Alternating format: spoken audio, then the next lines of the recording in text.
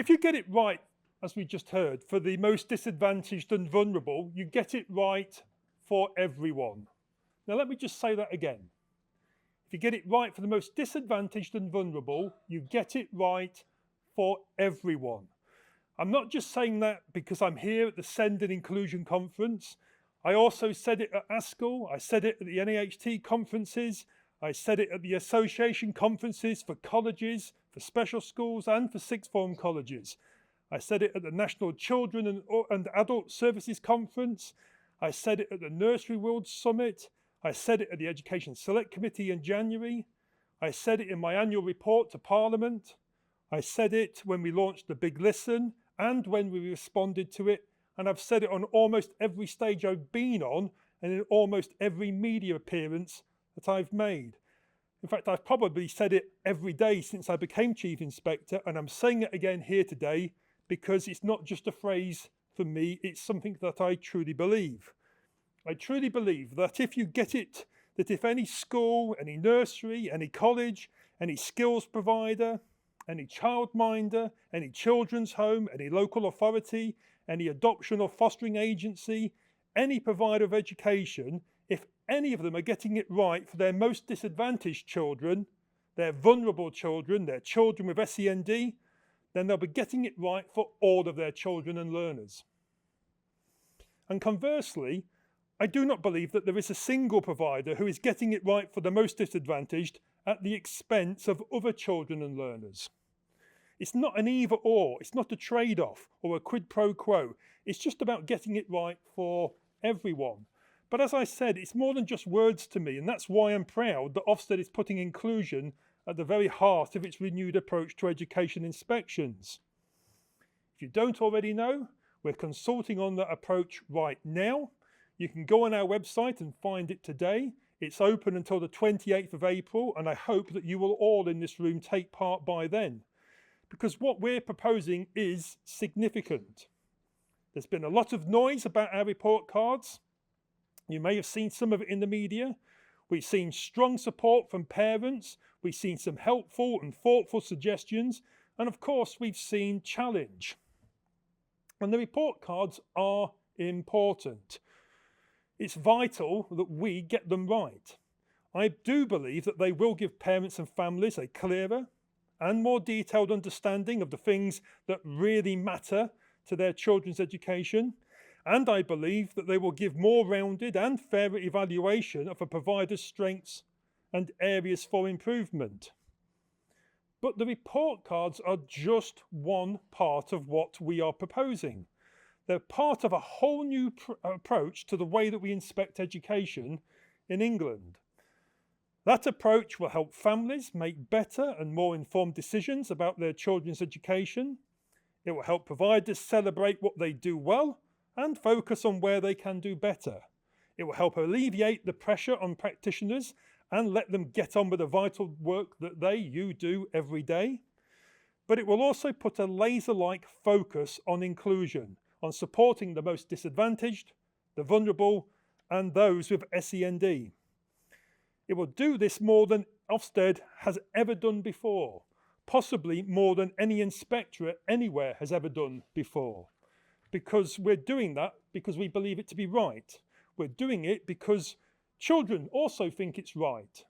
They rank support for pupils of SEND, children themselves, in their top 5 priorities in response to our Big Listen. We're doing it because while England's education system compares positively to many of us around the world, it continues to not work for all children. And we're doing it because by openly and proudly putting the most disadvantaged children at the heart of what we do, I believe we can really shift the dial nationally. When Ofsted put curriculum front and centre in our approach, the dial shifted. We saw schools and other providers really prioritising substance, making sure that they always had a clear idea of what children should know and by when. The importance of curriculum remains. We must not lose sight of that. But I now want to do the same for inclusion, to make sure every provider across the country is thinking really hard about what they are doing and what they could be doing for disadvantaged and vulnerable children and those with SEND. Anecdotally, we are already starting to see this happen. I've been in this job for a little over a year, and I've been banging on this drum for the whole time, and indeed my entire career in education before that. And we are hearing reports already of the system responding. For example, I recently met Solace's Susan Parsonage. She told me about her area of Wokingham and the strengthened focus across the education partnership of inclusion.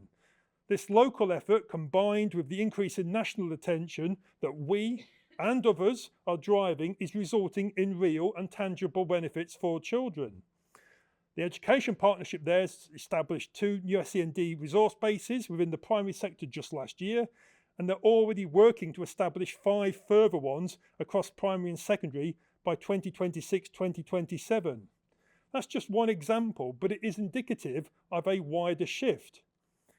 And I hope as we talk about inclusion more, as we do more to put it at the centre of everything that we do, that Ofsted does, as we provide a consistent and constructive challenge on what more could be done, we will see more support, more focus and more action. We can do more and we will do more. So, for the first time ever, we are proposing the introduction of a new evaluation specifically on inclusion. We will report on how every single education provider we inspect supports disadvantaged children, vulnerable children, children with SEND. We want to fully understand what leaders are doing to create a culture in which every child feels welcomed, safe and valued. But inclusion is not an add-on or a separate from everything else a provider should be doing. We want to bring a real focus to it through its own evaluation area. But it will also be threaded through every other inspection area. Everything we look at will include a consideration of how it works for disadvantaged and vulnerable children. After all, can a curriculum be of a high standard if it isn't accessible to every child? Can teaching be of a high standard if teachers aren't trained to work with all children in their class? Can leadership be of a high standard if inclusion isn't ingrained in the culture? Can children's welfare and well-being be of a high standard if some children are left behind or fall victim to the soft bigotry of low expectations? Can you have high standards for behaviour if you're lowering your expectations for young people with SEND or failing to meet their needs?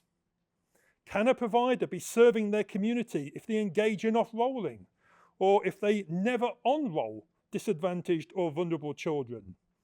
Can you really have high standards for attendance if you aren't making sure your setting is a welcoming and inclusive environment for all children? No, no, no. No to all of those questions, because you need to get it right for everyone. And you can do that by getting it right for the most disadvantaged. I hope all of you today agree with me on that. I'm sure you do. That's your very nature of your work and your roles every single day. So we're going to do everything that we can to recognise when providers like you are doing everything that you can for every child and learner. We're going to do more to recognise the context you're operating in and the unique challenges that you're facing. And we're going to do that without lowering the rightly high expectations that we have for every child. And we're going to make sure that our inspectors have the specialisms and recognise the uniqueness of what you are doing. Incidentally, I hope that some of you listening today will consider joining us. I know some of you actually do inspect. I've seen quite a few of you already. Joining us to do just that and lend us your expertise. Ofsted is of the system, by the system, for children and parents. We are at our best when we reflect the sectors that we inspect. On that note, I am delighted to announce that Mark Vickers, our compare for this morning, will be joining Ofsted as an external advisor on inclusion. Having been a huge help in our developments and proposals, Mark will now be supporting and implementing our reforms, improving our training and refreshing our strategy. Thank you for the challenge, Mark. I really appreciate your help and support. But I need all of your help too. I need your help not just to make sure we rightly put the focus on the most disadvantaged, but to make sure that we do it in the right way. So please, please, please take part in our consultation. In the consultation, you'll find a working definition of inclusion. We've developed it with the sector and with our external reference group, ably chaired by Mark. But could that definition be better? Have we missed something? Could we be clearer? Take part and let us know. In the consultation, we have standards for inclusion in our inspection toolkits for every type of inspection and education provision. Are they looking at the right things? Will leaders be able to easily understand them? Do they go far enough? Take part and let me know. And in the consultation, you'll be able to see that thread of inclusion through everything else we inspect against. Do they meet the needs of disadvantaged and vulnerable children and those of SEND? Do they make sure that standards are high for every single child? Do they consider the right context and offer a fair standard? Again, take part and let me know. This isn't a hollow exercise or a PR stunt. It's a genuine consultation. I want your views, your expertise, and your careful consideration. I want this to be the best inspection approach for parents and families. The best inspection approach for you, leaders and practitioners. The best inspection approach for children, and especially for those who are the most disadvantaged and vulnerable. After all, as I said, if you get it right for them, you get it right for everyone. Thank you. I'm looking forward to taking some questions. Thank you.